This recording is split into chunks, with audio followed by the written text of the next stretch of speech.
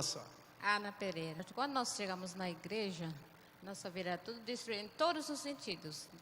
Na vida financeira, na vida familiar, todos. Eu era doente, eu quase fiquei, assim como a senhora está sentada na cadeira de roda, eu fiquei uns 3 meses sem andar.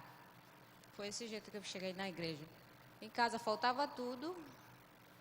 A casa que nós tínhamos, né, nem era uma casa tão bonita, era uma casa aqui de madeira. E eu com a minha família, que a minha família é grande, não é pequena, a minha família é grande.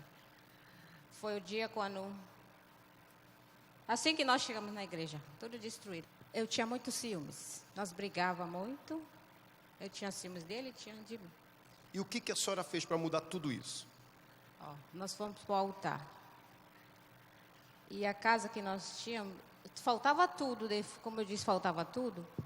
Até para pagar a luz não tinha dinheiro para pagar, eu acho que aquele tempo era R$50 o valor de luz. Não dava para pagar. Não dava.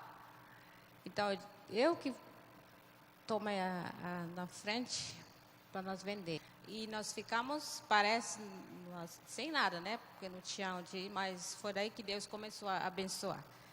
Foi alugar uma casa, a primeira casa que nós alugamos, eu acho que era R$200. E Deus começou a abençoar do nada, começamos a ter condição de pagar.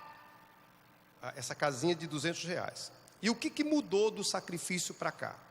O que mudou agora, de lá foi Deus que multiplicou. Se não tinha, Deus deu em dobro. Tudo que não tinha, Deus começou a dar em dobro. A casa, a família abençoada, casamento abençoado, em tudo isso. Quer dizer, hoje a casa da senhora, a senhora tem 2 casas e dentro da casa tem tudo. E tudo em dobro. Tudo em dobro, as 2 casas. Nas 2 casas. A casa está alugada? Não, porque a minha família é grande, então os meninos que é mais velho ficam no E você? Sim. Amém, pessoal? Deus abençoe vocês. Vai na fé, viu?